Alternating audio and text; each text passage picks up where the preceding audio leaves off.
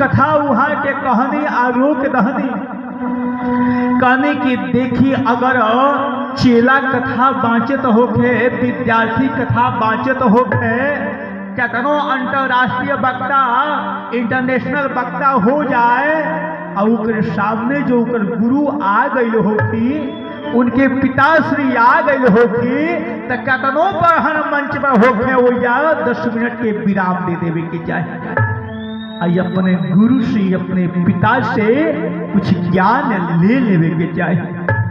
जौरा हम के पढ़ौले बानी लिखौले बानी कहीं की जो भी कथा हो रहल बा रौरे रचल कि रचिय महेशमान मानस यानी हृदय कहल जाला कि रची महेशानी जा अपने निज यानी अपने मानस यानी हृदय कि रची महेशानी जा मानस राखा।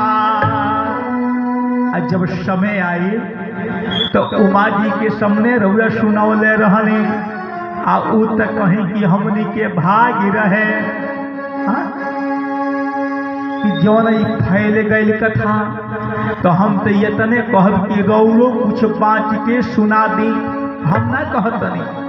बाबा लिखले कि कहत सुनात रघु पते गुना गाथा।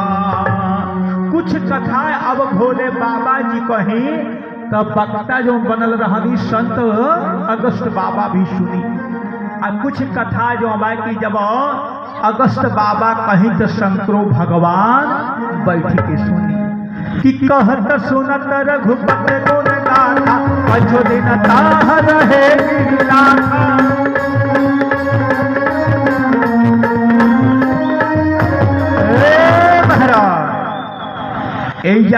गईल वालो दूज ने कथा सुने अब बाबा लिखने की कहत सुनत रघुपति गुण गाथा आ कछु दिन ताहा रहे गिरी नाथा।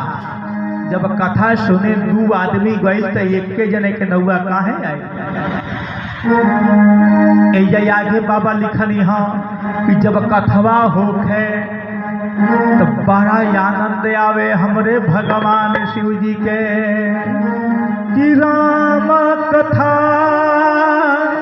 मुनिवर जो बखानी सुनिया महेश परम सुख मानी। लेकिन माई सती एहू गलती कर दहली कि बिना कहले आ गईली कथा सुने पति के संग जबरदस्ती आ कथा में भी मन ना लागल। कहल बाकी कथा मध्य जो करही विवादा कथा निमन होके बाउर होके इससे मतलब नहीं बट ठाकुर जी की कथा हो ध्यान से सुने के चाहिए। लेकिन ऐजा वहाँ के विनाश काले विपरीत बुद्धि ऐजा यहाँ के आइल बानी बहुत माई बहनी सब भी जुटल रहे कथा चलत रहे।